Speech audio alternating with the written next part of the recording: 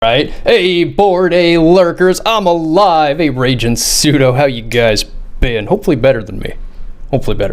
Hey, yeah, I'm doing good. I got ice cream. I'm gonna sit here and eat it while we do the panel. I'm doing alright, just moving still and tired. Nanu, Mr. Lowe, and yeah, we can hear that you're still moving. That mic is not your SM7B. Absolutely. It is not, and I miss it. But I will have it soon. Oh yeah. Just put away, it's not gone. So, we starting off with Horizon Zero Dawn. Been days. Twitch is being dumb. 1 second, Low. Again, not letting you resub. It'll figure it out. Does it to me too sometimes. Yeah, like, me take too. my money.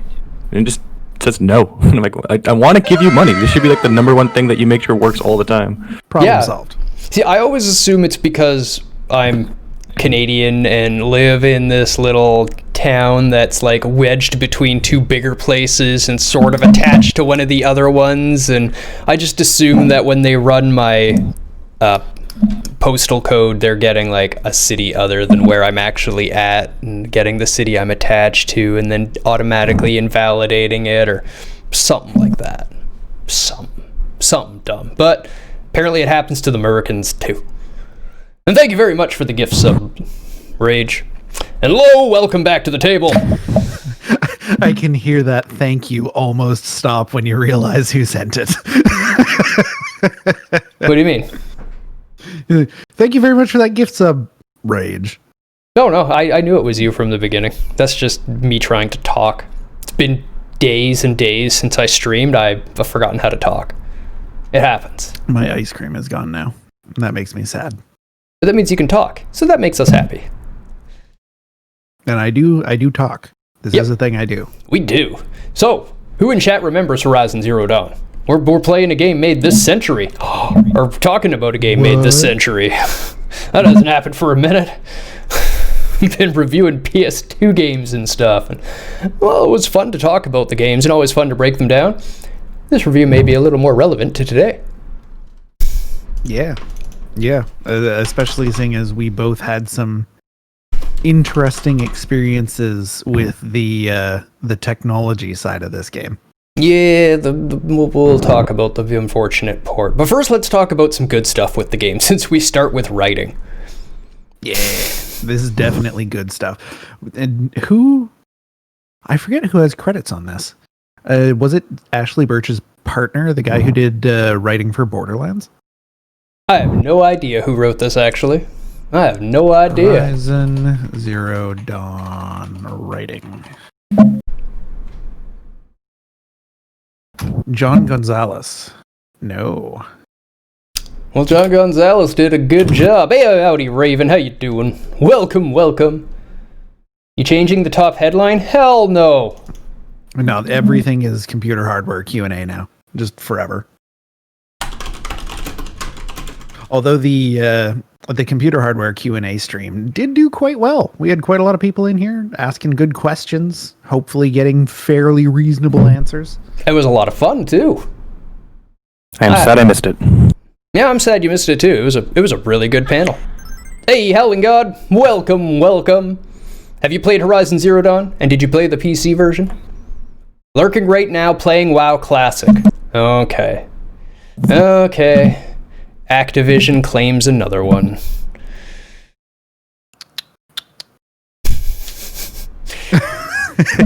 World building in Horizon Zero Dawn.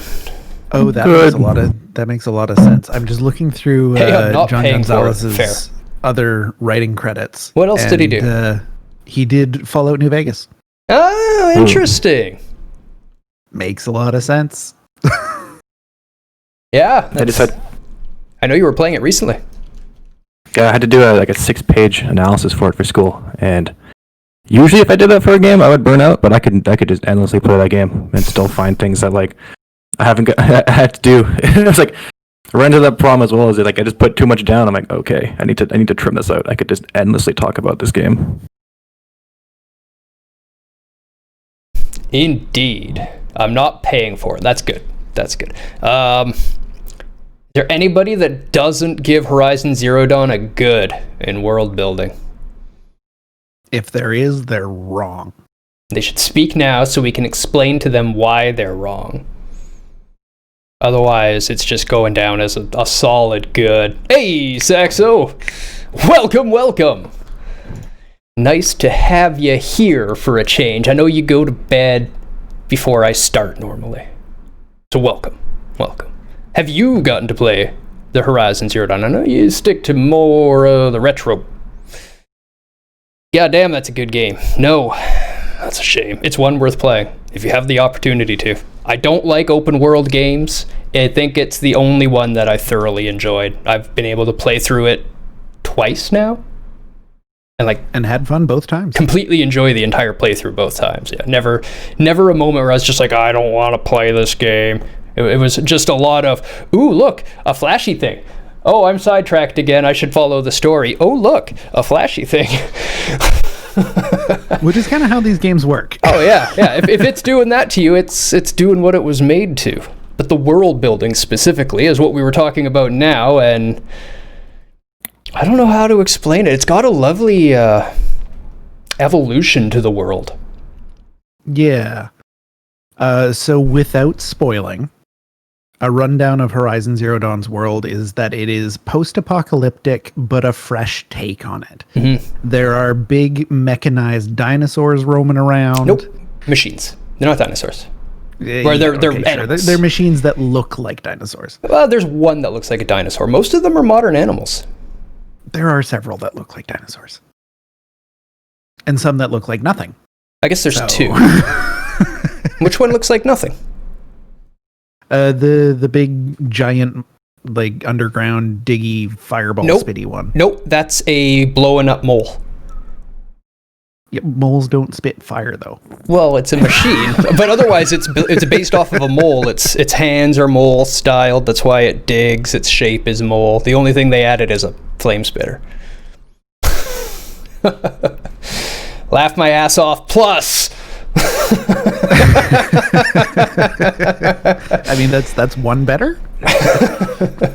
Is it? I think it's only half of a statement. Then it would need to be plus to be one better. I didn't mean to hit the plus. Just Lamau. But yeah, the post-apocalyptic setting is one that is very tired at this point. It's been done a lot. The standard nuclear apocalyptic setting. We'll call it the Mad Max. The Mad Max setting has been done to death. And in a lot of other post-apocalyptic things like zombies, diseases, what have you. Fair enough. But I didn't consider zombies in the post-apocalyptic, but yeah, that's definitely an apocalypse. Definitely an apocalypse. The way that Horizon Zero Dawn handles it does bring a bit of a fresh take. It's a way that's been done less often. It's incredibly well written, and it's exposed to you how everything happened throughout the game. They do a good job of revealing the rest of the world to you. You get a feel for all of the distinct groups of people inside the world. It's just very, very, very well done.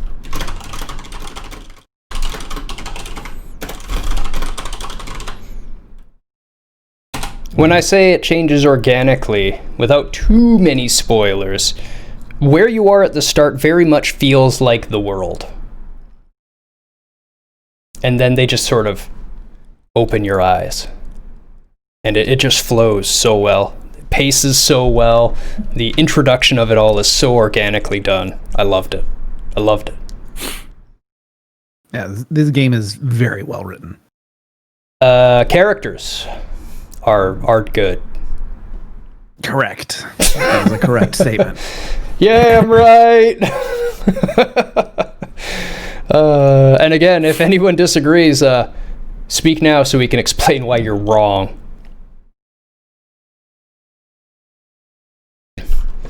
Yeah, I mean, it helps that Ashley Birch is amazing.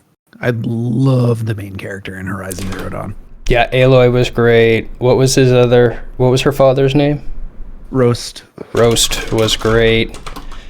The Den Mothers were great. No more spoilers. All good characters. I don't think I have a character to complain about. It's like the creators of Horizon Zero Dawn really liked Planet of the Apes and wanted to mix it with Jurassic Park. Kind of. And also, with the alien invasion where the big walkers come and they're defeated by the common cold. War of the Worlds. Yes. Also that. I hate that movie. Which one? All of them. They keep remaking it, and I'm like, guys, that's a terrible ending. Why do you keep reusing it? I mean, it's Deus Ex Machina, but it's just such out of left field Deus Ex Machina. Literally, like, most of the movies are like, we're scared for our lives. We need to sleep, though. We fall asleep, we wake up. We've won! Yeah! That's how it ends? Really? That's the ending that you want to reuse 8 times? Oh, come on, guys. Find a better movie to remake. From the original radio show, I can't remember how it ended, but like, they kind of cheap out and just do they all just, it goes away. But if they really dive deep in like the theme and tone of like the disease and show it spread through the aliens, and that might be nice. But it does just like 0 to 100. Okay, why? Well, it goes 0 to 100 and then back to 0 again. Yeah, because the movie just ends immediately afterwards. It doesn't even show any of the I think the last one showed like a quick pan up of a bunch of dead aliens, and then that was the end of the movie. As soon as they wake up, I was like, oh, I want those hours back. Storyline was good. And it's hard to talk about the storyline without spoilers, but it surprised me. Not too many stories surprised me. Has some very good twists to it. There's very good growth to the characters throughout the story. How do I say this without spoiling? It has enough intrigue to keep you interested, even if you're not super into the gameplay style, which is me. I'm definitely very much interested in this storyline, and it's one of the big reasons why I have tried to play this game several times now. Still waiting for performance problems to be out of the way, and then I'll commit to finishing it. Yeah, they really do keep a really nice like aura of mystery throughout the story, and it's very well paced, and they kind of deliver it kind of bit by bit, and really kind of they don't ham fist in your face, or they don't give you enough. There's quite a bit of content that goes through this as the world builds, as the character builds, and as the conflict resolves with the story. I'm thinking I originally played this on PS4, and I'm assuming I've watched it. The story is the same for PC. But I play a fair bit of open world games, and like that's kind of just what I like to do in most of those games. And story isn't always too great in them, because a lot of the times it's just you're supposed to kind of run around, and it's hard to have like narrative control for like open world for a lot of the time. So they kind of just leave it like that. You usually do like smaller narrative quests that kind of build up your experience. But like this game being open world, but also having this like amazing story that just kind of draws you in and makes you want to finish those main quests, rather than the main quest just kind of being this thing that you kind of do a bit and then focus on all the minor stuff. It really kind of pulls you in. You like from start to finish, you just want to see what happens. I had a hard. I saw that wallpaper. Oh yeah, I would get sidetracked time to time with like all the side stuff, or like, ooh, there's a robot, let's go hunt that, because I really like the combat in the game. Actually, I thoroughly enjoyed fighting the robots and hunting them, but I was always driven forward perpetually because I really wanted to know what was happening in the story. Like, I didn't know, and I genuinely wanted to. And when I found out, no spoilers, I was not disappointed. There was no disappointment at that point. Follow along with the Horizon Zero Dawn review here. There we go. Thank you, bot. And I've figured out a way to get the pimps to reset, and you have to turn off RageBot and then turn them back on. Yeah, I knew that part. Clear pimps, still broken. Still intending on fixing it at some point. Yeah. But now that we've got the new Channel Points API available, we're much more motivated to get RageBot working, because then I can do fun stuff like track your point. Well, I have to actually see what the first API is, but I'm hoping they let us change values after a while for costs. That'd be nice. Yes. Because then I could do a variable point cost to claim games based on how many games are in the backlog. And that'd be amazing. The performance is trash. I hate to say it because I love the game, but the performance is true ass. Yeah, So just the note that it's... travesty, Sorry, I'll let Rage go. the travesty of this, and I think this is exactly what Pseudo is going to say, is that the port is the problem. Yes. The original game on the PS4 ran amazing on an extremely limited hardware. Like, it was just super, super, super well optimized for the PS4. And the occlusion culling techniques that they used in order to keep your frame rate up are like mind-blowingly good. I'm glad you touched on the occlusion culling technique that they're using, because it does deserve to be talked about a little bit. Like, the reason the port had such issues is because the stuff that was being done on the PS4 was made specifically for exactly how the PS4 works with its hardware, and it had not been really done before on PC. So there was a third-party company trying to take really specialized performant code for one platform and make it work on another platform when they weren't the ones who made it in the first place. Ballsy. Do I necessarily blame the company that did the port? I do. Somewhat, but like, they were given a hell of a task. No. Straight up, they were. No. They weren't given a hell of a task. They accepted a hell of a task, claiming they could do it. Was it them or Sony though? Well, either Was way, Sony the just company, like, HLs, you do this, or we're not gonna contract to you anymore? I guess it's fair enough. Sony could have strong-armed them. I don't know about that part. But at the end of the day, it's the company's job to say, like, this isn't going to work this way. We have to put our name on it. They probably did. It gets really complicated in the game dev world when you have a publisher involved. Yeah. Because chances are they said, hey, this isn't ready. This is going to be a terrible thing. Like, we need more time. And it's the publisher's decision to be like, okay, well, we'll delay it and we'll give it more time. And most of the time, they're just going to say, no, we're just going to, our deadlines are deadlines. We're just going to ship it out and you fix it after. And that's because unfortunately what happened. That's because we continue buying the games when they're broken and waiting for the developers to fix them, instead of seeing that it's broken and waiting for them to fix it before we buy it. That's why the publisher chooses to do that. But I'm with you on that. But if they didn't think that they could make that code work, then they're jumping into a pot that they shouldn't have been jumping into. Yeah, but that's just software in general. You never really know the roadblocks. Like, That's we fair. we always think that it's going to be something easier to do. Like even for the projects I set, 1 week is always 1 month. It's always crazy. So I try not to shit on them too much, because they do take a lot of flack for it, and it is unfortunate. But I mean, they just unfortunately needed more time and more resources, and they did bite off a bit more than they can chew. But I don't know if any other studio around their size would have been able to do it either. Yeah, no, I'm not saying anyone else at their size necessarily would have done a better job than them. From what I've seen, that studio has done a lot of other pretty good work for ports. So it's not a terrible choice, but I'm definitely gonna wait a minute before I get any more games from that company. Yeah, I'm going to wait to see what they've got. If any of you three have played Hellblade: Senua's Sacrifice or Control, games that are in Rage is a big fan of Control. I like the story for Control. Okay, you kept on talking about it so fondly. I also really like the story for Senua's Sacrifice.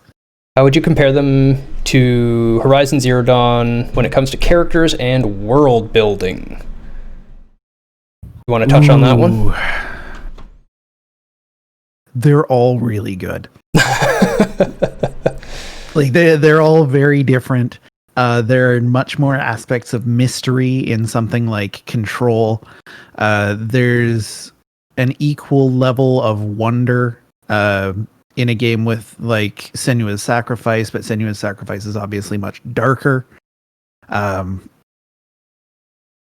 I would say that the character writing in Horizon Zero Dawn is probably the best of the three, but they're all very, very good. That's not a knock on the other two. That's just how good Horizon Zero Dawn's character writing really is, basically. And it really was. Some of the character growth, and also just they use the really, really stereotyped, cliche 3-choice system with a little symbol on each one, so you can always do different personality responses, just to sort of try to make the character your own. It doesn't have a huge impact in the game, but the writing and the interaction with other characters based on your decisions was so well done that I think it added to the game, despite being just that classic rehashed system that we've seen so many times that usually does nothing for a game. They just used it better than others. I think we've talked enough about the performance since we did Bash. We did talk good about the original game, because the original game deserves to be noted that if you have a PS4, other than Doom Eternal, no other game's going to run nearly that good, that pretty, that fast. Doom Eternal is amazing on the PS4, though. Doom Eternal, though. Doom Eternal on a potato is amazing. The animation in Horizon Zero Dawn. I know where I stand, but I want to hear where you guys stand. I would say okay, very close to good, if only because of some animation locking around interacting with things. Does that affect the animation itself, though? I mean, where else would we put it? Mechanics. It's a mechanical decision on where you do animation locks. I mean, you can pretty easily talk me into a good. Yeah, it's the big thing for me from this game, and we'll probably talk about this again in AI, is the actual machines. The way that they move and behave is phenomenal. I never really thought, it really immersed me in, and that really kind of pulled me out of I'm playing a game rather than I'm actually fighting machines. And it's nice because it is a machine, controlling it and displaying it for me.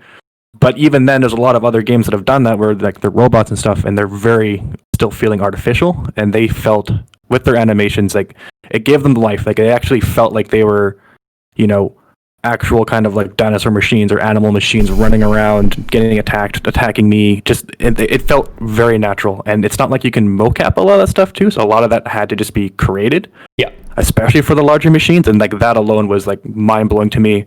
Combined with the actual alloy animations were really good, and the attacking, dodging, running around. I felt incredibly solid. I loved the dodging.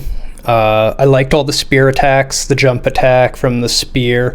While you're talking about the machines, I loved the machines. I'm with you on that. The way they move, the only way I can call their movement is a organic mechanical movement. It's strange. There's definitely a mechanical, rigid machine way of how they move, but they still look like an organic creature while they're doing it. It was just so. It doesn't look programmed. No, it's the only thing I say. It doesn't look like it's a programmed procedure. It looks like it's naturally making decisions to move the way it moves. But I don't know. It was one of the things that really blew me away. Even just their passive animations, the way they kind of just walk around, even just observing them. I never really, a bunch of games you'll notice that too, from just idle animations and stuff like that, can immediately pull you out when you notice they stand perfectly still for a bit, or you see their animations loop and their behaviors loop. I never really noticed that too much in this. Yeah, that's an interesting point, because a big part of the game is actually watching the robots. You're not supposed to just charge in and fight them right away all the time. And yeah, if you do just sit back and watch them, they behave very organically, like a creature. And I like the differences in movement. Like if you fight a sawtooth versus a razor jaw, they're very, very, very different in their movements and responses and approaches to battle. Virtuous Games. That's who ported it? What else did they? Virtuos. Yes. Do you know what else they did? Do you have it on your list there? And have we talked you into a good with our gushing about these robots' movement? Yeah, I mean, like the only thing that really sticks out to me is weirdness around interactions. Like there's a lot of weird little steppy animations when Aloy's trying to get into the right position to do something. And there's a lot of getting into the right position to do something because there is so much fluid movement in the game. That's fair. That's fair. So like that's the one thing that really sticks out to me as not fantastic, but other than that, like the machines themselves animate great. The people are mocapped, so they look fantastic. The facial rigging is quite good. It's a little uncanny valley just because it's an older game. Yeah, they did really do a fantastic job overall. So Virtuos has been around for quite some time. Other recent stuff they've done, the XCOM collection on Switch, Outer Worlds on Switch, Battlefield 1. They worked with DICE for that, and we all know how that turned out. Yeah. They did Knack 2 on PS4. Literally didn't play that. So basically, they should have learned their lesson when they were asked to work with DICE and consider their projects better. Although Horizon Zero Dawn seems to have been before that? No, that's not right. What is this sorted by? As far as I can tell, this list is not sorted. That's cool. They worked on arbitrary Watch lists Dogs are the 2. best lists. They worked on Battlefield 5. They worked on Heavy Rain for PS4. Battlefield 5, I don't think has any good in it. just even from listening to the streamers I know that stream it, all the best streamers do nothing but rip on the game the entire time they play it. There's not a lot of good to say. They worked on porting The Last of Us on PS3. That game ran like garbage. So style to keep it moving forward. I mean, we could just sit here and trash on Virtuos, but that's not cool. It's kind of cool. Style, good. Yeah, it's hard to say no to that. I just want to quickly say that like my favorite thing about it was just the blend of ancient and like futuristic societies. Because not so much societies, but just the blend of those two kind of aesthetics together. Like it's something that you'd never think would play. Like like ancient tribe and like futuristic robots. Like that sounds like two things that would never mix together, and then they just killed it. Like absolutely killed it, and it is fantastic. It is so fresh. It's not that new of an idea. They did a consistently good job across like 5 different environment types. Yeah. I mean, they nailed this game and keeping the style consistent throughout different areas. But the idea of a primitive tribe exploring the ruins of an advanced civilization has been done many, many, many times in JRPGs. But it's almost exclusive to the old JRPG trope, and then it basically disappeared. Like, all of the Phantasy Stars are basically about that. That's what they're all about. All of that high-tech stuff you're finding is from an ancient civilization before you guys existed. You're much lower tech, and you're using the high-tech stuff you found. I'm trying to think of any games that did that in other spaces. Dabadoo, Mr. Lowe. You know me too well. I feel like there's I was mostly action or ARPGs that have also done it, but I can't call any to mind. Hellscape London? Like the game was pretty terrible, but they kind of did it. Yeah, mine was mostly just like my stain was mostly just the like the aesthetics. Like it's like the tribe kind of aesthetic that really went with it is like when you initially start playing the game, if you didn't see like the cover or anything like that, you would just think it was going to be kind of like the ancient kind of setting for it, similar to like, would say like an Assassin's Creed or something that set it way back in the past, or I can't think of games that are set back then. But just like the actual, just those kind of aesthetics and how well they did those, and how well they did like the tribal living and tribal communities, as well as how well they did the futuristic side of things. And I didn't think that having them two kind of coexist would ever be something you would look at in a screenshot and be like, oh, that looks fine. I thought it would be just way too big of a clash of just, technology and aesthetics, but they found some way just to design those things just to work beautifully together. Like since they are just animals, it still feels natural because it still feels like, something part of that kind of world. They just happen to look different from, what we'd expect animals to look like. Yeah, I do agree with you that when I first started playing the game, it was like, it's just a game. But then as you get through, it's like a gimmick, like, oh, you're just fighting robot creatures. Okay. This is where the storyline, I think, more kicks in, because as I started going through it more, I started realizing, oh, all of this stuff makes sense in a realistic context. This is kind of amazing. Yeah, it's probably that realistic content. I won't spoil too much, but it's mostly just the way they tie everything together. Everything's just beautifully, well done. They didn't just decide on something and just like, okay, we'll do it like this because it'll be cool. They're like, no, everything needs to be cohesive with itself. Everything, needs to be designed with a purpose and used with a purpose. And it really just makes the overall experience fantastic. I mean, it's ML, but it's still learning off of existing motion capture, right? It's just once we've got... They don't necessarily do mocap for each individual individual line. Nope, they don't need to anymore. Yeah, that's originally what it was. But mocap is a big part of the machine learning. But yeah, where it's at now, Zach, so they can use the existing motion capture and have it analyzed by an AI, and then the AI will learn how people should move and where joints should be and stuff like that, and then it can just apply it systematically from the AI to the new models. AI is becoming amazing in games. Bethesda tried, or not Bethesda, Mass Effect developers. BioWare? BioWare.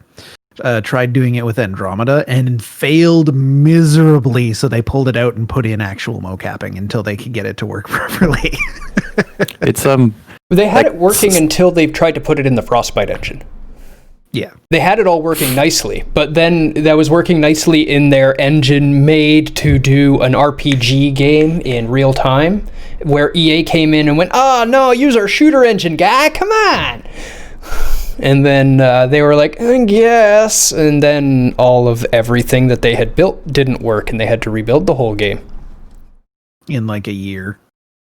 They tried for 6 months to get their random gen stuff working to create the universe for you to explore, and then eventually just had to scrap it because they were 6 months away from launch. That's why the game has nothing to do in it, because literally every planet and everything you interact with in the game was made in the last 6 months.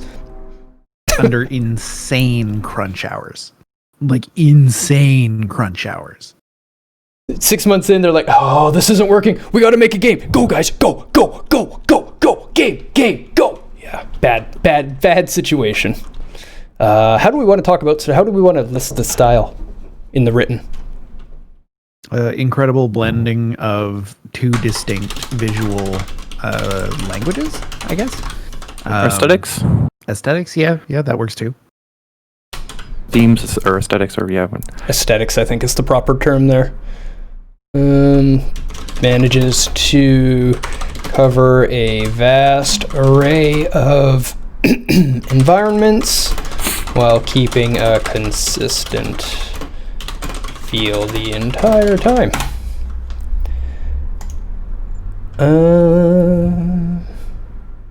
Got thousands and thousands of voice lines. Mocapping them is expensive. Yeah. AI is just becoming more and cheaper and cheaper and cheaper and cheaper as we go. And it creates it all. Because it's AI, it's not doing it in the game. It's creating it before game and then packaging it as though a person had made it. So there's no additional computational cost or anything. It just saves time and effort. And lots of money. Yeah.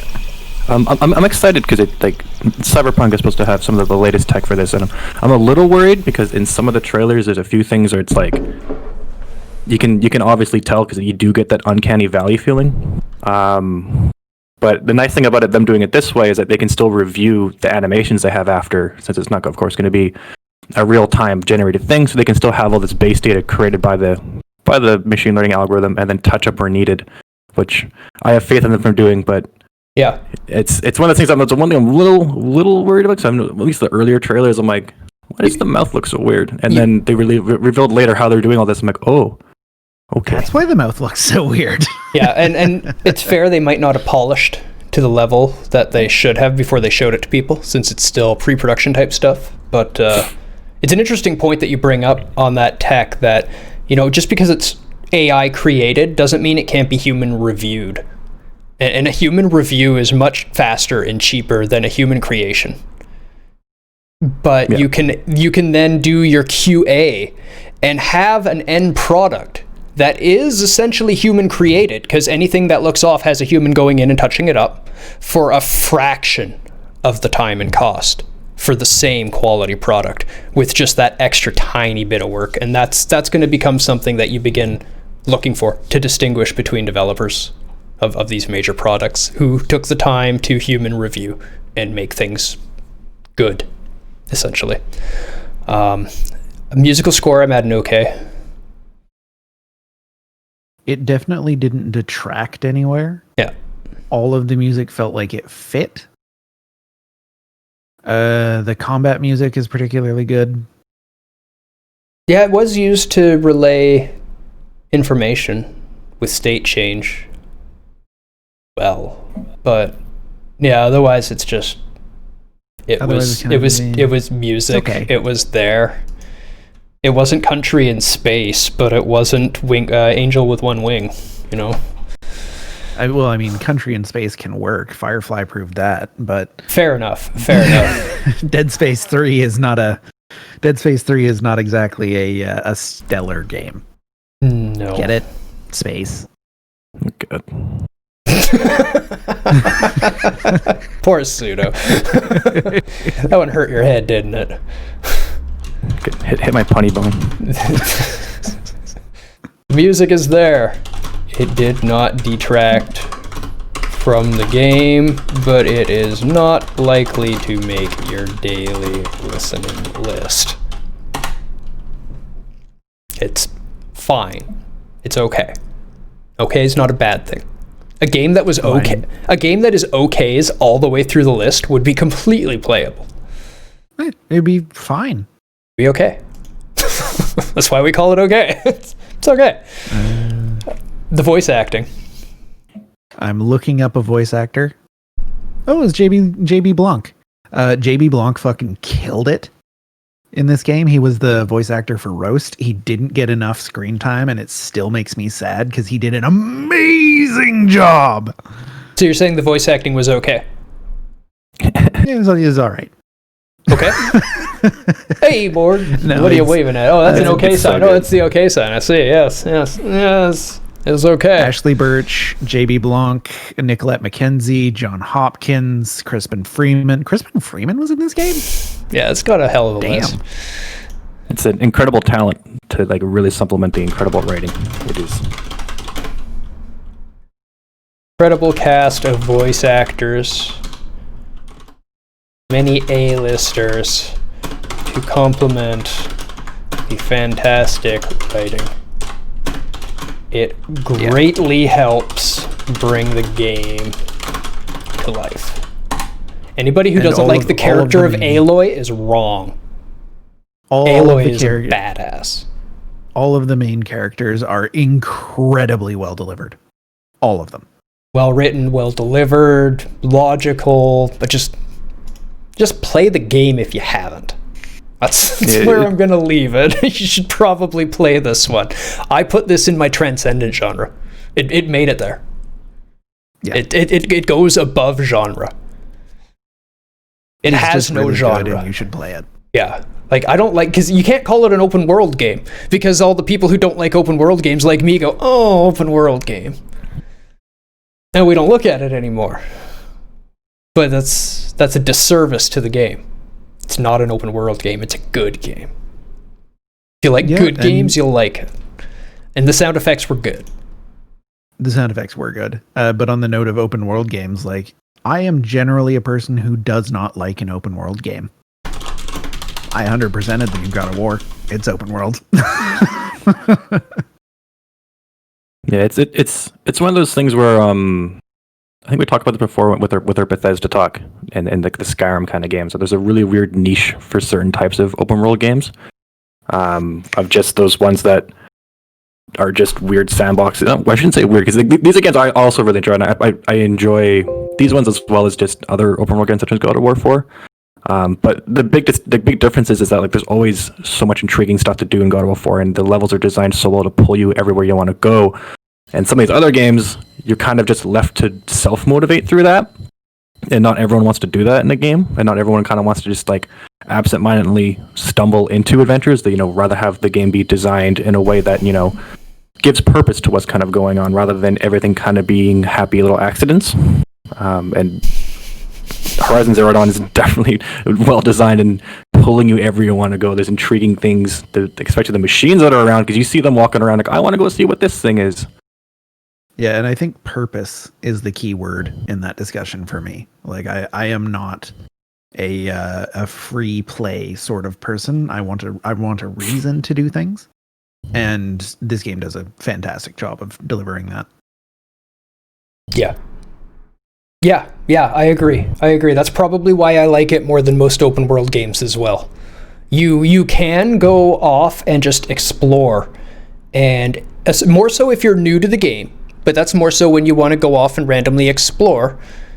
You have to be careful, because you're maybe not so good at the combat and don't know exactly what bow to use on what thing, on what spot, at what time. And if you've run into something and it gets the jump on you and you accidentally run away from it a little bit and aggro 2 or 3 other ones, you could find yourself in hot water pretty quick. And it's not actually that forgiving when it comes to death. It will just kill you. It's a lot easier with a mouse, though.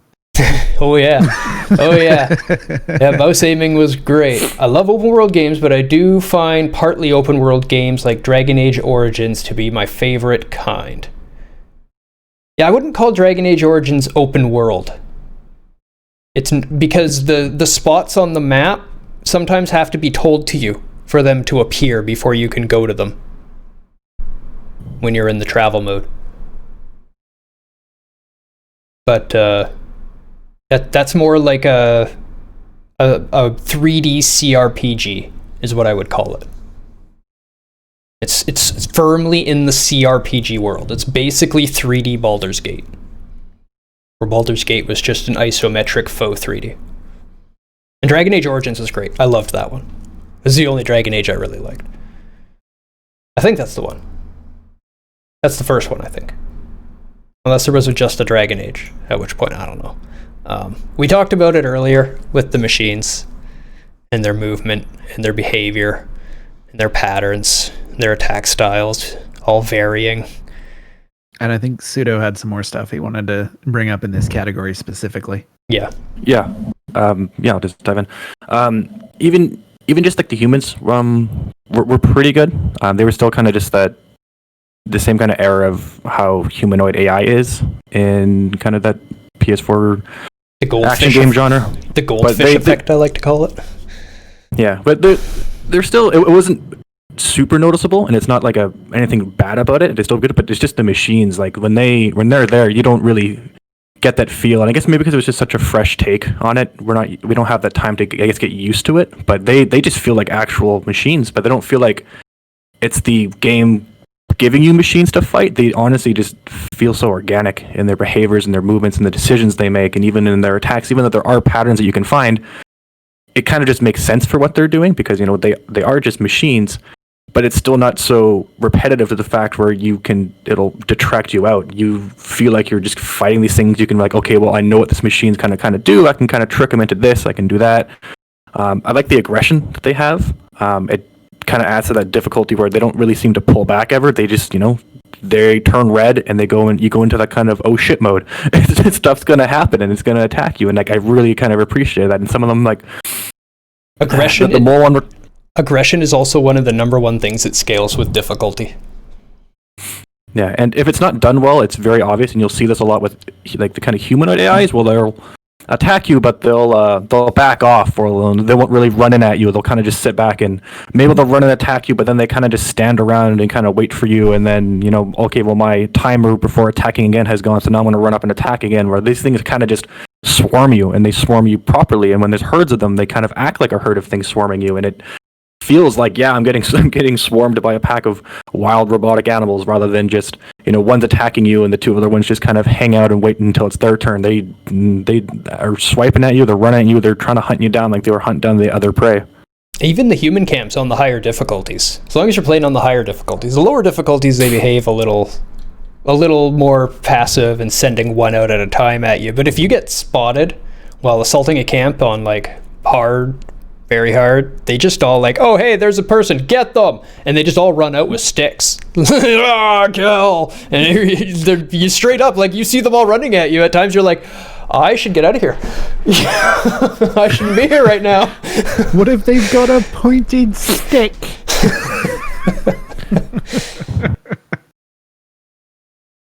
Kind of done with open world games where there's tons of space and nothing to do. Yes. Luckily, that has been going away, Saxo. It is less and less of a thing, but that was a big thing in the early mid-2000s when we started getting a lot of memory, and every game designer just wanted to say, we have the biggest map! So they just kept making bigger and bigger maps. Nothing in it. Yeah, all of a sudden, like, I remember one point they're like, this map is the size of like an entire province in real life. And there, there's like 12 things to do on it. Like, that's a long way to go to do 12 things. It's as fun as just walking across the empty province. Yeah, pretty much. But there is, like I said, we talked about this before in like the patio style of games. There are kind of open world games, and you'll find there isn't really much to do.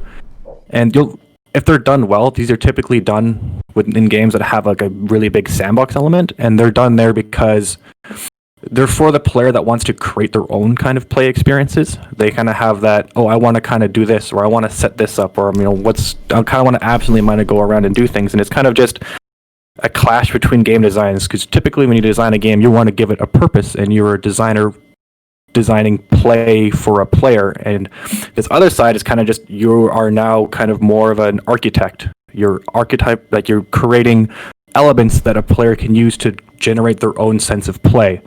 And what kind of happens is they try to do both, and you get these really weird empty experiences. But open worlds done well are usually should be that sandbox where you can kind of create your own play, but that's definitely not for everybody.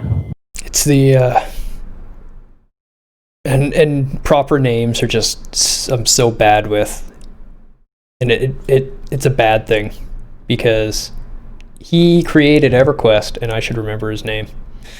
Brad McQuaid? Brad McQuaid, thank you. It's the Brad McQuaid philosophy, and he was one of the very first ones to do it well and properly, and rest in peace, Brad McQuaid. So I am going to call it the Brad McQuaid design approach from now on, since I think he earned it. But that was, he came out and he didn't want to make games. He straight up said, I don't want to make games, I want to make worlds. And that's basically what that design approach is. And my argument to the sandbox style, where, like, say, like Kenshi or something like that, you're not creating an empty space, you're creating a play area or a build area. So it isn't purposeless and it isn't empty. It's purposely that way for the player to have a space to work with. A RimWorld kind of game. Yep. Yeah. So other examples, of course, with like Dwarf Fortress and like even The Sims. The Sims is a really good example of the kind of sandbox dollhouse approach, where you just kind of create a world and you create a bunch of elements that games can do and a bunch of goals that the player can want to achieve, but you don't really push them in any direction. They can kind of just do whatever they kind of want. They make their own goals and they make their own play style is kind of what happens from there. But it's incredibly difficult to the design, because you don't have any agency on how the player is going to play your game. So if you don't have your elements designed well, or presented in a way where they'll be able to have examples of what they should be doing with it, it just looks empty. And players will play it, but there'll be nothing to play, and they won't figure out how they can use things, and then all of a sudden it's just a big empty game, and it's not very fun. You're far too knowledgeable, Pseudo. Far too knowledgeable. All right. Pushing this forward a little bit. Accessibility. I think I've got it at an okay due to lack of colorblind options. Had pretty much everything else, but the colorblind options are fair size, I'd say. There's a lot of color in the game with the little canisters and different effects on them. And a lot of the colors were quite similar. Yep. There's a lot of use of green and red and blue. The other question I have, one of you may remember, did they have full captioning or just subs? They have captioning. The one thing they did really well, they had, I believe it was full captioning, along with subtitles. It's just they fell flat on the colorblind mode. They had rebindings for 99% of things for PC. There was no rebinding for PS4. So they fall flat in that regard. This is the PC specific review, Yeah, so yeah. Yeah, for PC, they had 99% of them are rebindable. I think the only ones you can't rebind are like menu interactions. And I think one other nitpick is that you couldn't use the scroll wheel as a key.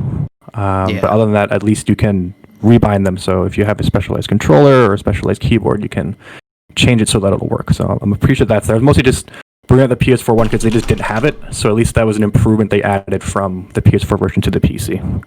Yeah, and I was going to mention they did have an FOV slider, which I was very grateful for because it is very close by default. Yeah, that's the first thing I always check for is FOV. Yeah, especially in first-person games. If there's a first-person game without an FOV slider, I typically can't play it because it just feels weird.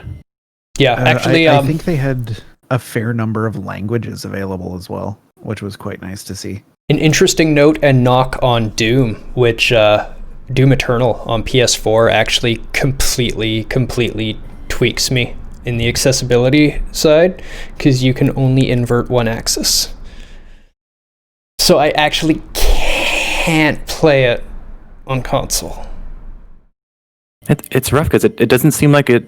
Like I haven't personally had to do that on a console game, but I feel like inverting that value should hopefully be something that they could do if they have it for one axis already.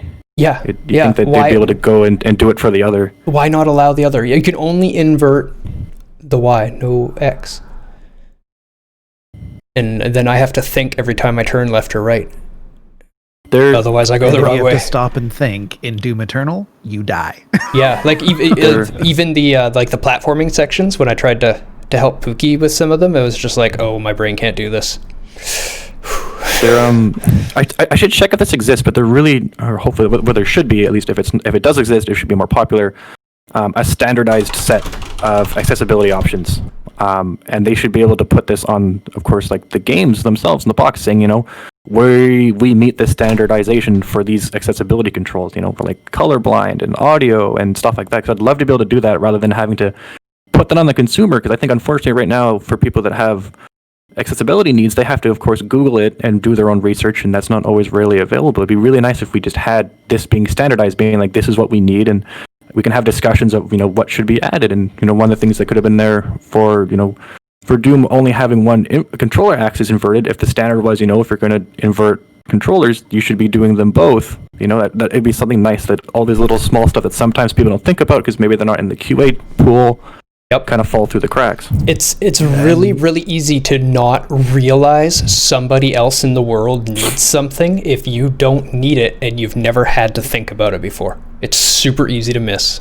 I agree. I think we need some ISO up in this. Yeah, there's the A11Y standards for web, which are very, very useful. And there's a lot that can be taken from those and applied to games, like contrast ratios, color standards, accessibility for people who are, sightless, though that is less of an issue with video games generally. Generally, if you are sightless, you are not a gamer, unfortunately. But yeah, there does need to be a set of standards for people to be able to access these things. Yep. I bought a PC game once. I don't remember what it was, and I wanted to play it on controller, and they only inverted one axis, so I just returned it. I got hold of Steam. I was like, I can't play this. I want my money back. They were no problem. Mechanics. Horizon Zero Dawn. Floating between a good and an okay. One. Here's an interesting one for for specifically the PC port. Allowing me to use a mouse took it from an okay to a good. Because the combat mechanics are good. It's a good game. It's got good combat, and the crafting mechanics are inoffensive. Generally, I am one that when I see a crafting system in a game, I just don't buy that game. But the way that it's handled in Horizon Zero Dawn is quite smooth. It's not getting in your way. It doesn't slow you down. Yeah, it never Gathering detracts from materials the is action. Very, very quick. Never detracts from the action is the big thing for me on that.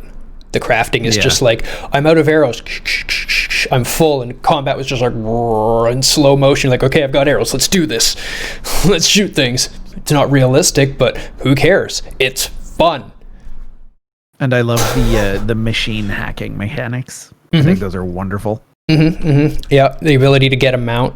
I liked they used a very, very standard skill system that everybody's super familiar with. It took absolutely no teaching. Everybody's seen it before, but it was used well. It was broken up well. The skills were interesting. They were all fairly usable and applicable for different play styles. You're going to get different mileage out of them, but... A note for the skill tree.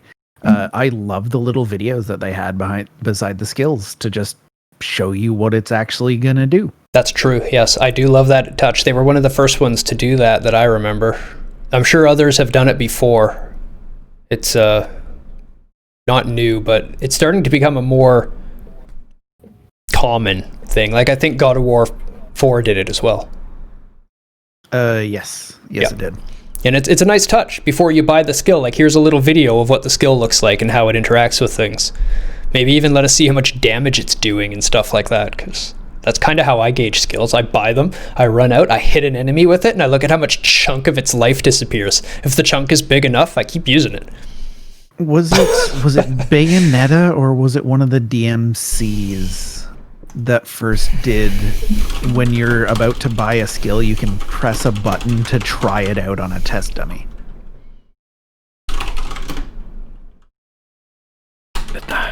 Because I think that's my I remember this favorite method. too. I remember I've played games that let you do that too. I can't remember if it was DMC. But yeah, those are fantastic. Another thing to that I just thought about, those are really good for accessibility as well. Because I think Assassin's Creed may have done it as well. Yeah, I'm pretty sure they did it. Yeah, I remember that you try it. Hey Strider, hey Ash, welcome. Who did it first PC is probably now. I think so. Probably like an unknown older game that someone remembered the mechanic from that will pull up someday. Yeah, that would be fun to track down the origins of that mechanic, because that's a great one. But it's a great way to demonstrate what's going on, especially if it's like maybe because not everything will translate well. So sometimes when you're kind of translating between games, if you have words that are mechanic specific that maybe aren't going to be mechanic specific in a different language, sometimes their actions get kind of weird. And you notice this a lot from like Japanese RPGs that get translated to English. All of a sudden, some of these attacks are kind of just strange, like wording wise, but then you see them and like, oh, okay, now it makes sense. And kind of getting that preview would, is really nice to have that extra layer of just like, okay, maybe if the words don't make it make sense, at least we can show the preview so the player can, understand what they're doing. But for mechanics, one thing I want to talk about is I really liked the weaknesses, scanning for weaknesses and how they highlight, and adding that kind of element to attacking each of the enemies. Just the way that was designed, the way that you can see and kind of plot the different ways you kind of want to go about things, the different weak points of, okay, am I just going to hit if they're one of the flame spitting ones, am I going to hit this gas tank thing and just blow them up? Or am I going to kind of stun them and bring them down and just try to like attack their other stuff, or the weaker things I don't want to be around when it blows up, or maybe there's multiple. I really liked kind of being able to sit in the bush a bit and analyze and plan ahead and kind of figure out how I wanted to approach things. Yeah, I love that there's so many different approaches, and I actually proved when I did my very hard playthrough that it's viable to just fight them with your spear if you want to. Like, I totally did a Dark Souls approach to some of the fights and just dodged and weaved and ducked and used my iframes and jabbed them with my spear and poked them down. But then I can, if they're in a group and I don't want to deal with it, pop a couple extra arrows in, shoot a, nice blast into the chest, take out their main weapon or whatever piece I need to worry about first, and come at it from that angle. Yeah.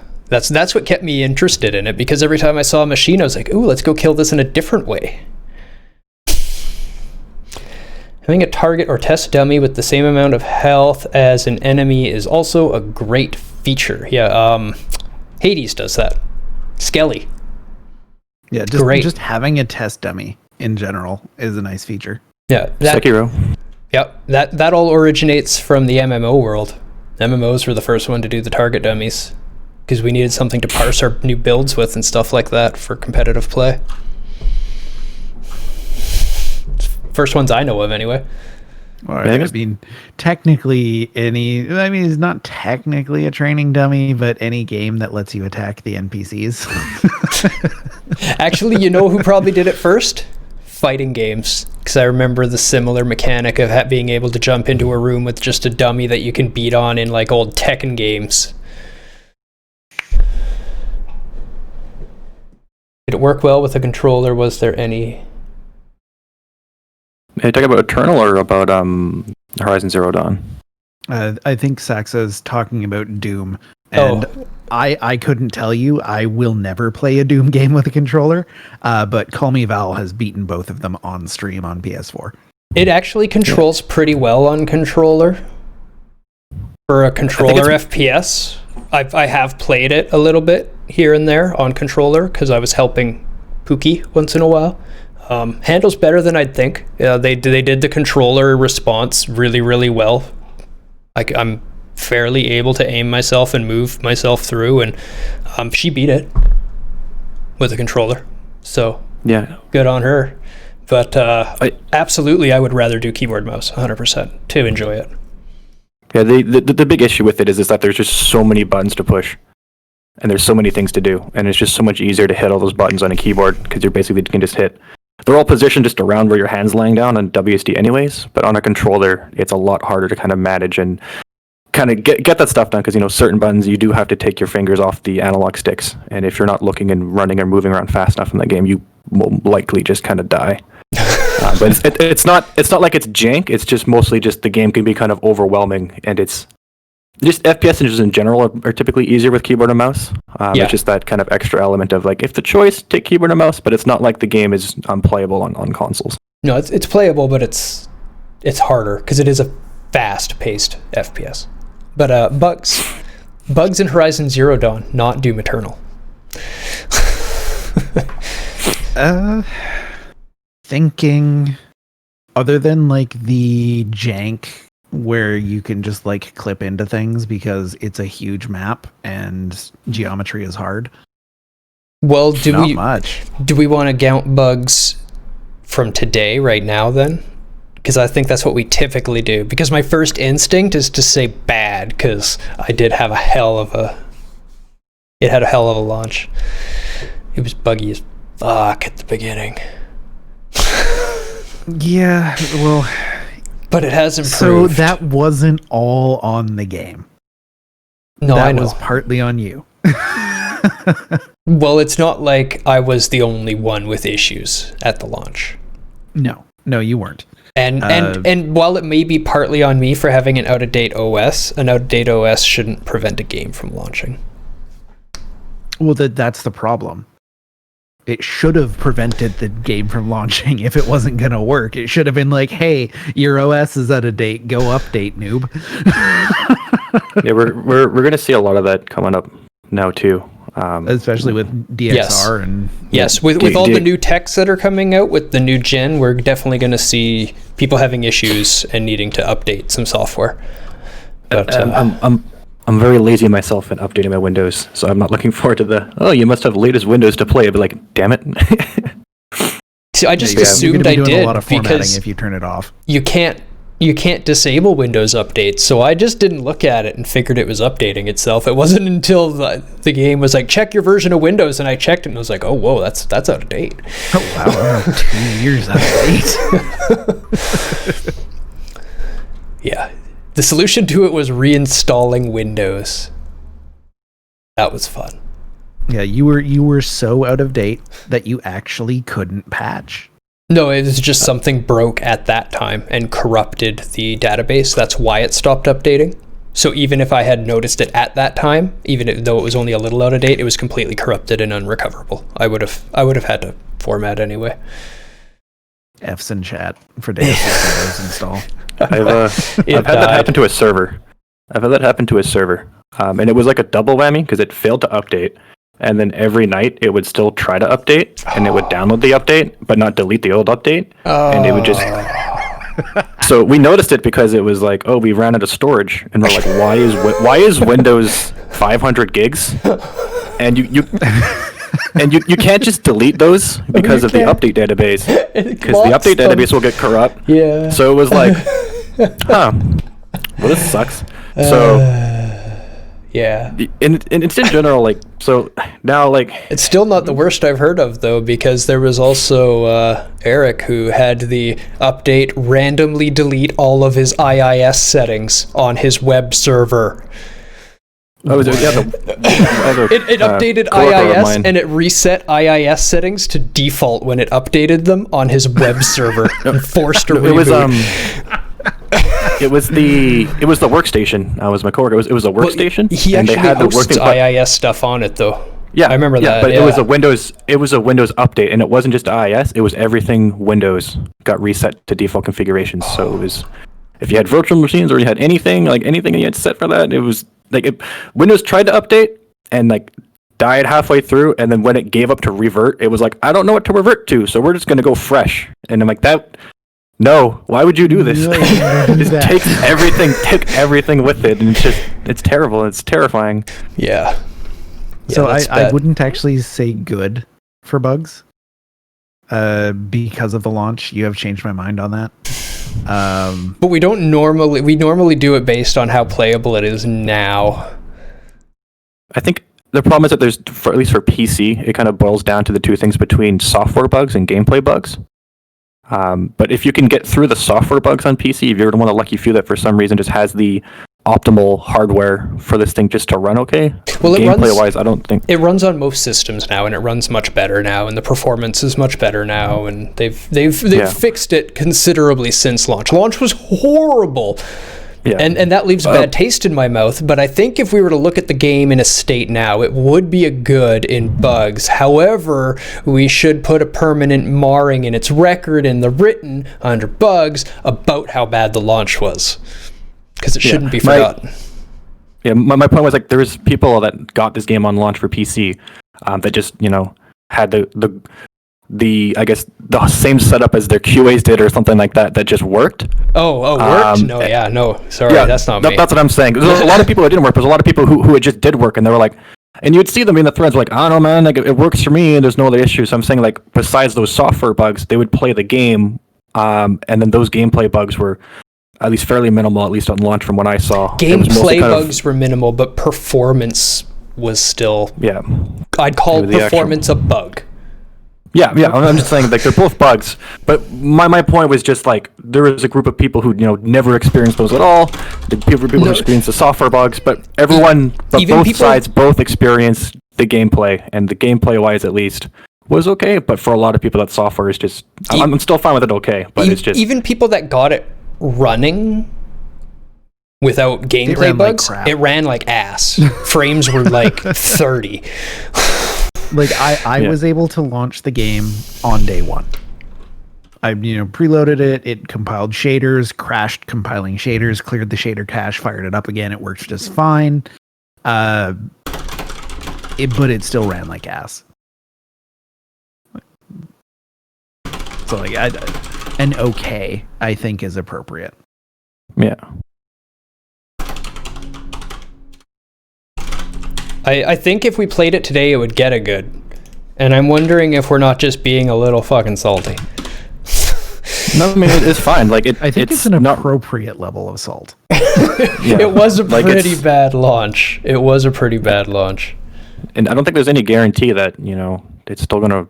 I mean, just the fact of how they were handling the out-of-date Windows thing, and just letting the player in and then just completely die, or the game completely be unplayable, is like, ooh, if there are these soft gates, like, you have to make sure that it's locked down enough that people can't get through them without the requirements, and then all of a sudden your game is unplayable and they have no reason why, and they have to start digging through logs and logs, because not every player is going to be able to. I'd say actually most PC gamers probably aren't going to start looking through, like, dumps and logs and, like, Windows events to figure out why their games are going to play. They're just going to be like, it's a buggy mechs and not play. Your average PC gamer knows next to nothing about a computer. Which is fine. I It's the same hate thing to with, like, tell you all you PC gamers that think you truly know a lot about a computer, but you actually know next to nothing about your computer, and you're mostly unable to fix any actual software issues and stuff like that crop up, or even diagnose them. So, yeah, the game developers need to do a better job on that front. They're the experts. They're the professionals. They're selling it to a bunch of kids. Fix your shit.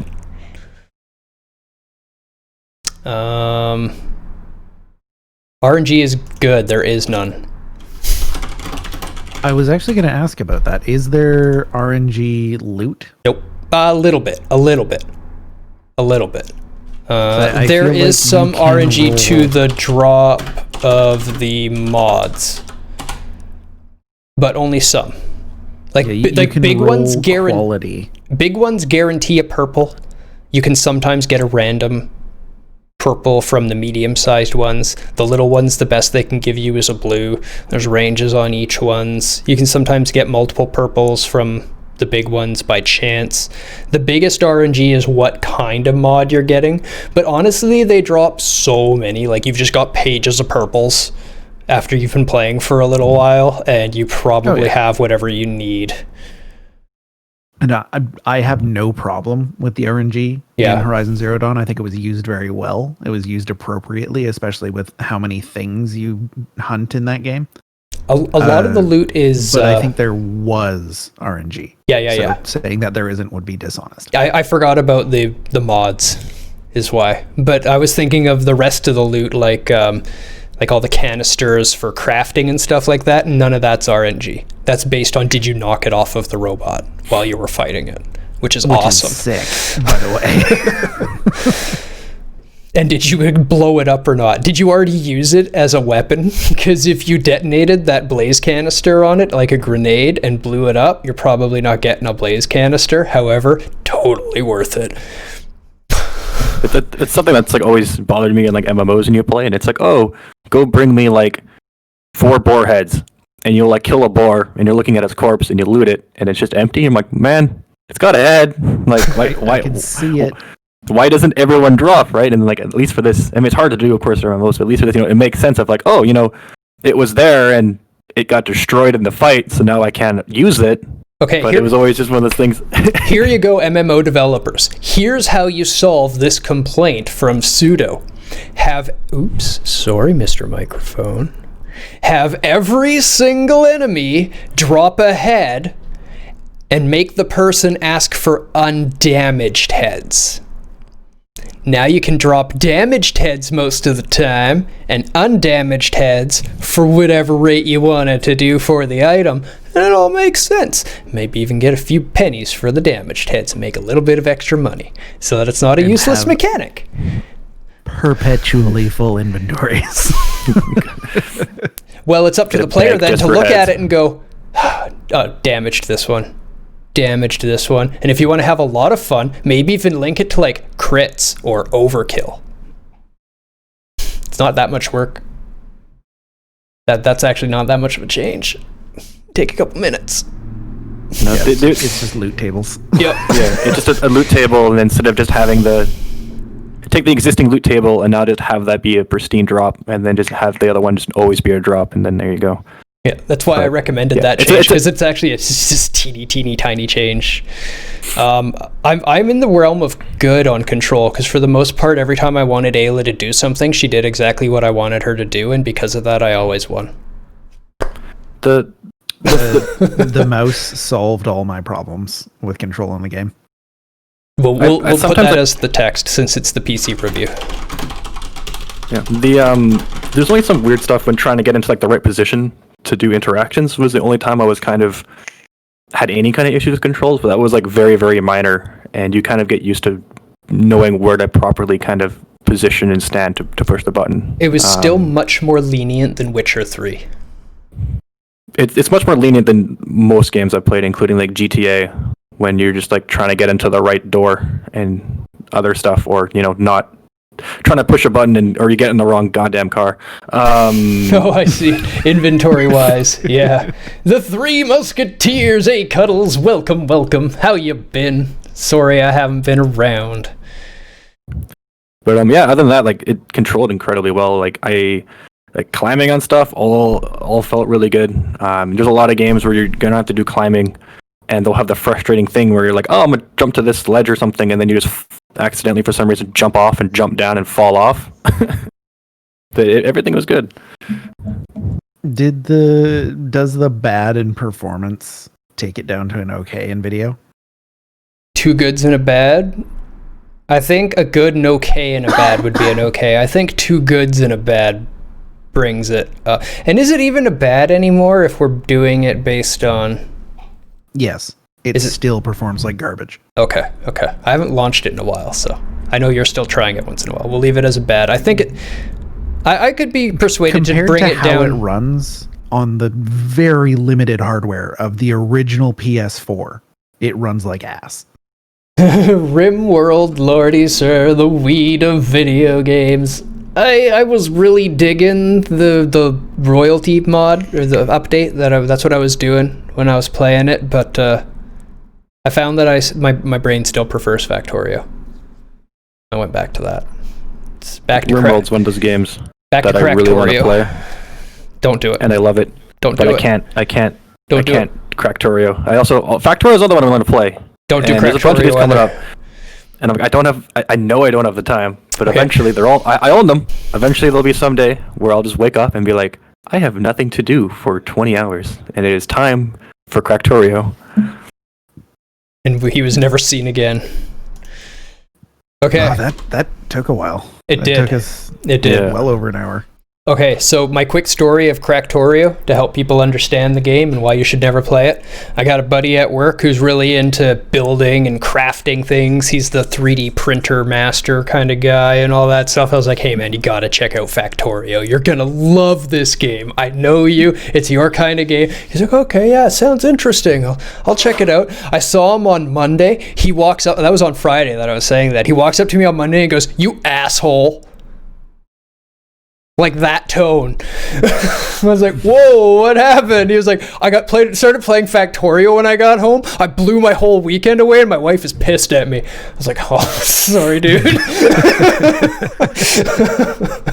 a good game. It is. It's called Cracktorio for a reason. What are we doing now? Ninja Gaiden Black on the Xbox. A car tube request. Also update the title. No. Okay. I found my original Xbox and my GameCube during the move, which I was stoked on. Not the power cables for them; those are apparently in a separate box. But I found the hardware. I'm like, ooh, this might be nice someday. And none of the games, but I found all of my PS2 games, which I was super hyped on. But for also some reason, I have 2 or 3 empty boxes of Dark Cloud. Which is weird. Well, one of them was the version I gave you when you were a kid, which didn't survive. I also found... Which I expected.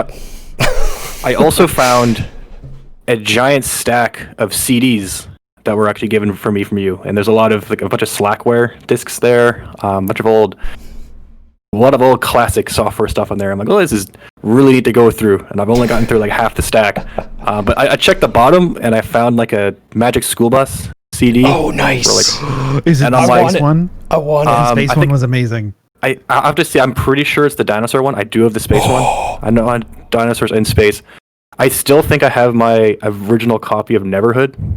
Rip the CDs for me and send me the files, since I don't have a CD drive anyway, and I'll totally play it on stream.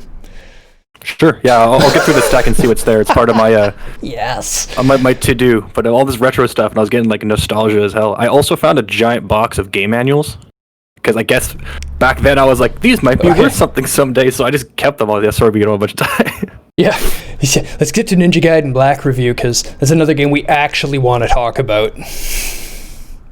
Also Magic School Bus, though. Yeah, Magic School Bus is amazing, and I'm hype, and I will absolutely do a retro Magic School Bus stream. Let's do it. We'll go through all of them. World building in Ninja Gaiden Black. It's verging on good. I don't think we can go over an okay, though. It's verging on good. And it's one of the first games to start pushing into that good world building era in the action 3D combat realm. I was gonna say, for its time, it gave you a lot more than a lot of action games did. Yeah. This is true, but compared to, say, an RPG of its time? Yeah, that's exactly what I was going to say. Compared to like the Final Fantasy VI, which came out before it, has a much more lush world, more interactive. Final Fantasy X. Yeah, that's in its era. Yeah, that has a very, very good world. Very vast. It's just a good game. It was a really good game. It was a good game. A lot of people didn't like it, but they were wrong. My Rate the camera. my copy was broken. It made me sad.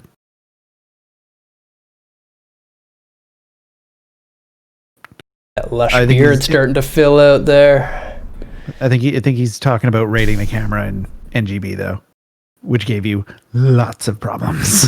Yeah, we'll get there. Explicitly wrote notes for that. We'll get there.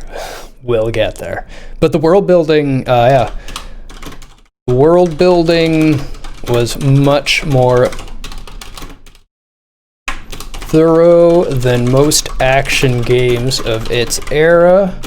However, it still falls short of the RPGs of the era. Them strokes are naughty. Gotta keep the beard smooth. Otherwise it gets all ratty. Needs to be stroked. Happens with long beards. Character rating, okay. I think it's cheesy, verging on good again. There were some good characters. I liked Ryu. Like who? He Well, has Ryu, like 2 lines. But they were 2 fantastic lines. I guess that's fair, yeah. But he does actually change. There was a fair bit of story around him. When does he change? There? When does he become not anything change. other than a badass ninja killing ninja? Well, he turns into a demon at one point, but yeah. That's not the change I was talking about, but he does actually physically change. He just, at the big...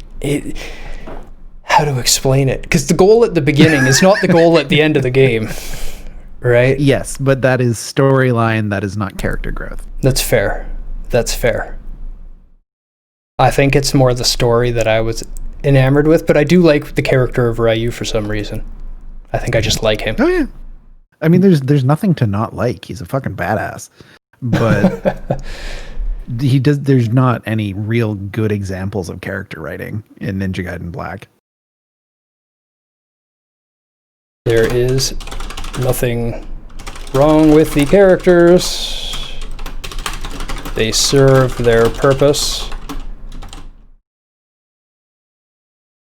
And they can be deliciously campy. There is some fantastic camp. I lean towards good, but it is not quite there. I have to include it in the writing, since it's my instinct. I don't know why. Just I liked them.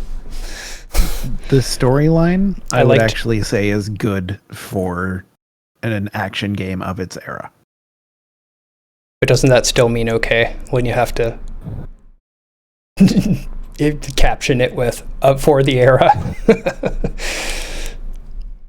I'd probably say okay, but still make that note that they went beyond what was kind of typical and acceptable at the time. I agree with that. But that was definitely back in the day where it was hard to justify the budget to go for a full storyline. And for what they had available to them, like technology-wise, I do think they did a very, very good job. It's just not up to modern standards and not up to standards of non-action games. Yeah. If you want story and you're playing it for story, it might fall a little short if you're only coming at it for the story. However, once we get to mechanics, we'll make up for it. Yeah, the combat system's sick. Oh my god, it's so sick. Still dated now, but damn good. Damn good. Closest thing to it I've played modern would be Metal Gear Rising: Revengeance. That gets the closest to it in the speed. We should get you to style. play DMC 5. I'm open to it. I played DMC 1 and that was it. I didn't finish it. Very, very different. Very different. DMC 1 was just like, press this button until this thing dies. Yay! That wasn't fun. Performance. Yeah, it was good. It ran quite well on an Xbox. Did it run at 60 FPS on OG? I was playing it on a 360, wasn't I? Because I'm pretty sure it ran 60 FPS on 360, but I don't remember if it ran 60 FPS on OG.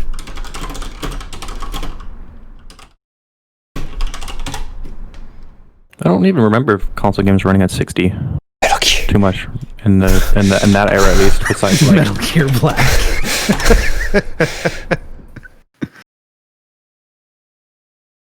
The highest FPS on apparently Xbox. No, that's X. It's so hard to find data on OG Xbox. You can't Google Xbox anymore. Their naming convention has just butchered absolutely everything about that. Game Black runs at 60 FPS on the Xbox One. But the original Xbox on OG supports widescreen. It's also 60 FPS in full screen. That's wild. Yeah, so it did run 60 FPS on OG. Goddamn. Good job, Team Ninja.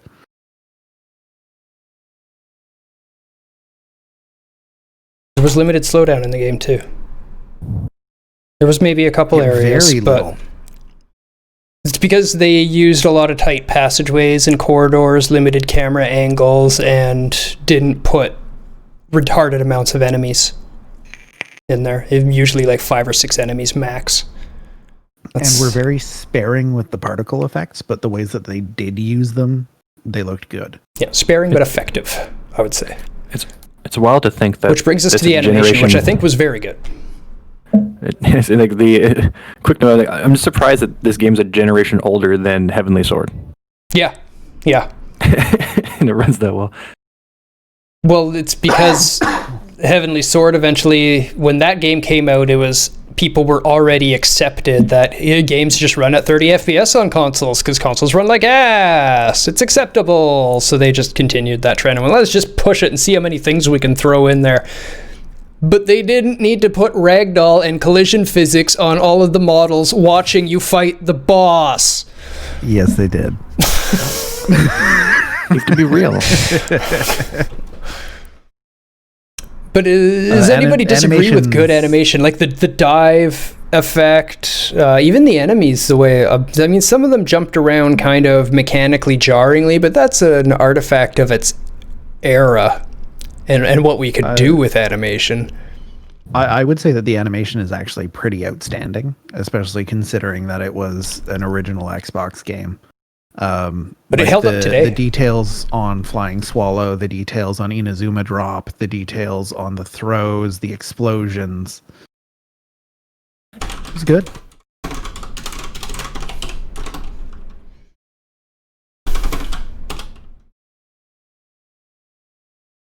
Vigorian Flail still looks badass.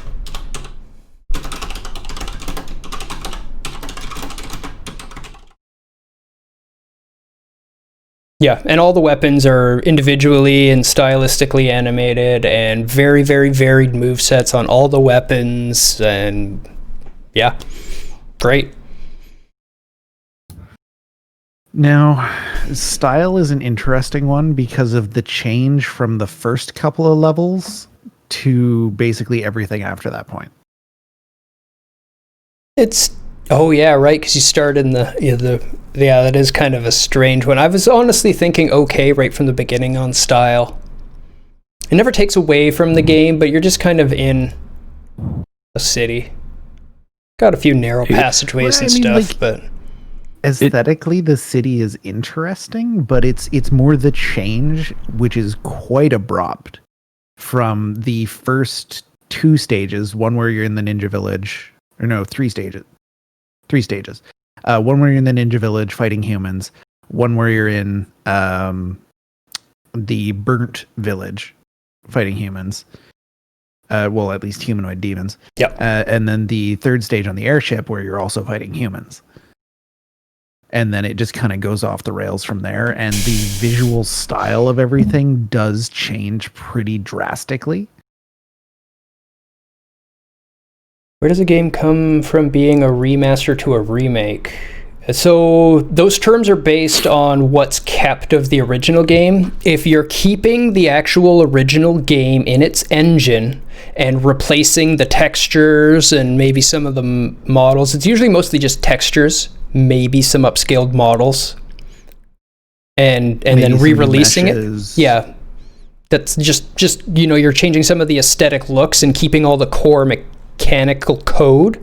If you're saying, okay, we're going to make this game on here, and you remake it all in a new engine and you remake all of the combat and all of the levels anew, then it's a remake.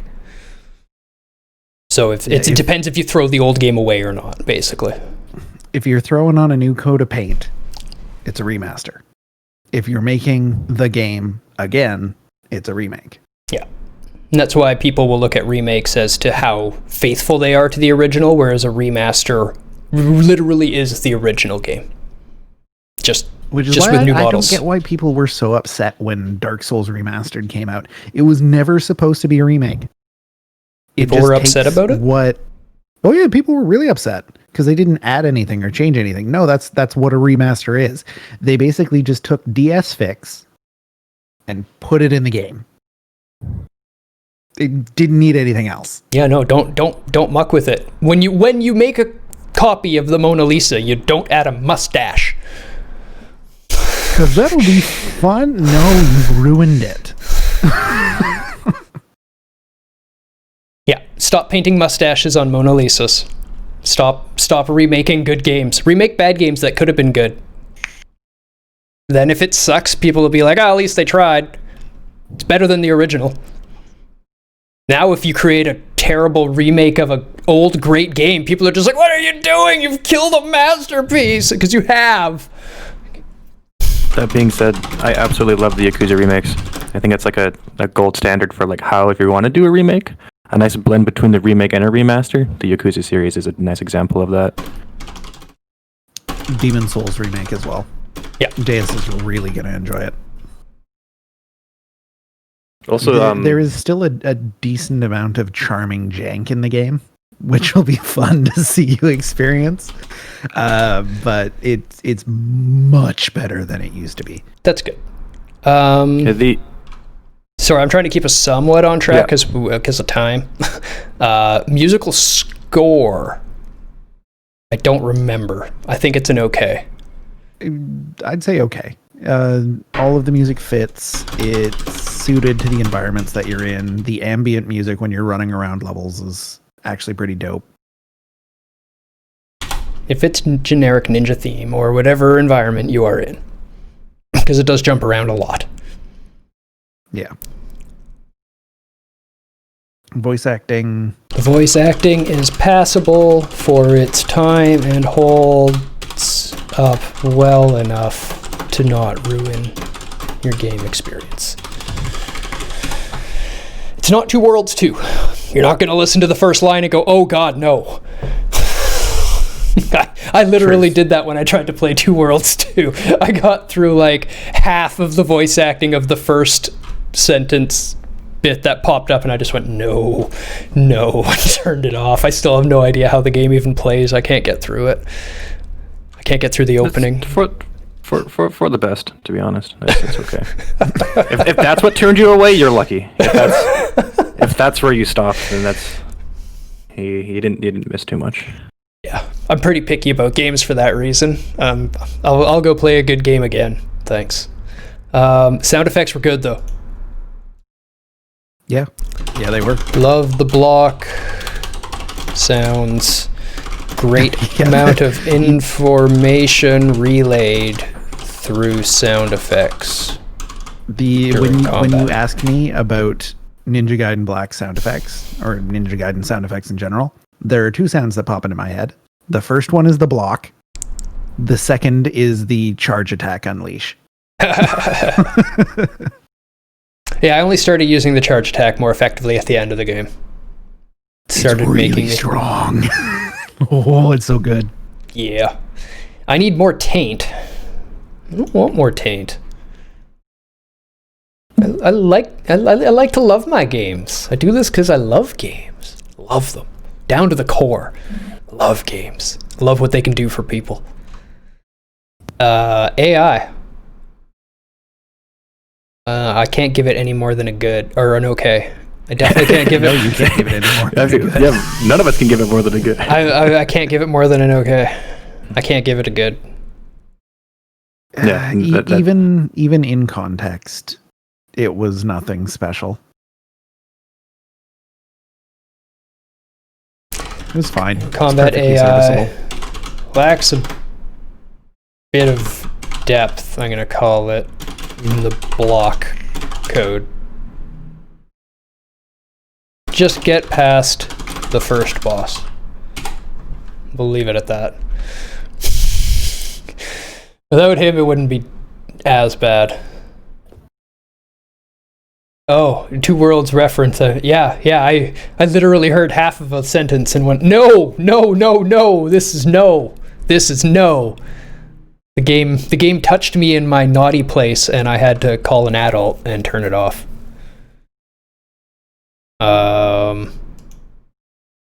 Can't go above okay on accessibility. I think it's bad. I don't think they had any. They had subs.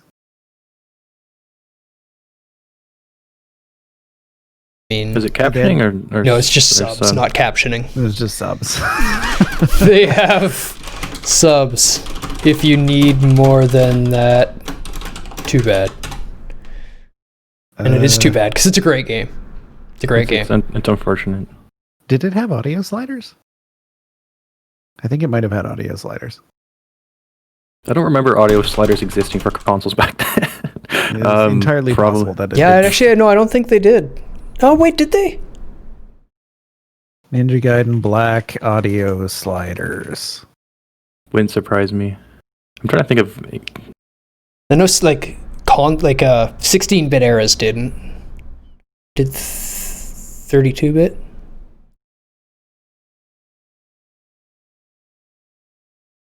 I don't remember.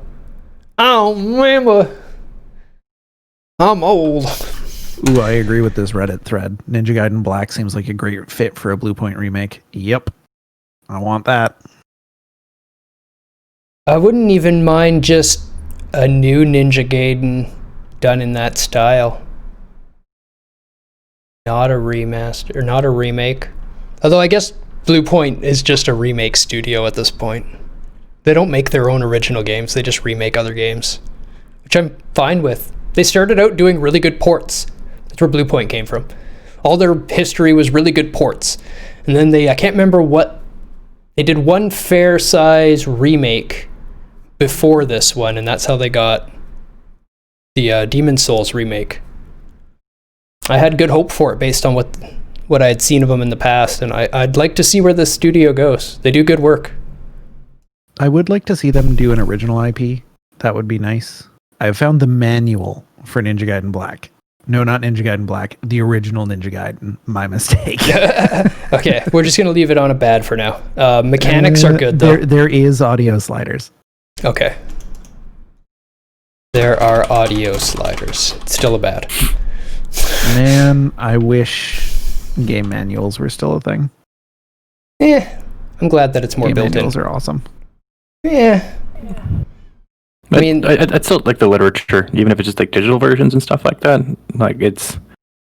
I mean, there wasn't the ones that are done really well, and I have a box of them, so I was looking at them, and I forgot like how much they actually added to the experience. Like some of them had quite a bit of content in them. Let's not forget, though, that there was a point where NES games would put the continue code in the manual, so if you didn't have the manual, you couldn't continue the game. Or old point-and-click adventure games where they would have DRM Island, and you can't beat the puzzles there unless you have the manual. Yeah. It doesn't so much need to be like the print literature, but it's nice to have the, technical documentation specified in a gamified way. Not just like... Sorry. Okay, who played the old DOS games where before you could play the game, it would give you a page number and a word number, and you had to go to that page and type the word in from the manual so that you could play the game, and that was the DRM. So if you didn't have the manual for the game and you just downloaded it, you were hooped. I played those games. And then they started integrating it so that you just never get to finish your playthrough. They would make like a level that was just like the DRM level, and it would have a bunch of questions that had answers in the manual, and if you didn't have the manual, you couldn't beat that level. But then the internet evolved to the point where you could download a text file with all the answers in it. Yep. Mechanics, I think I've given it a good for Ninja Gaiden Black. That is correct. That's the correct answer. It would hard to argue against that. The combat is still incredible to this day. Depth for the time and holds up well even today. Very fast and interactive. Forces you to respond quickly.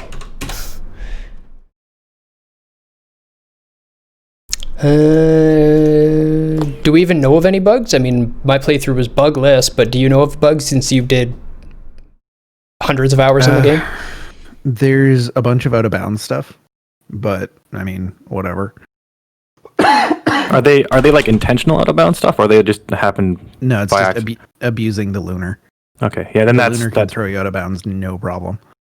But the big thing is there is one area that can corrupt your save.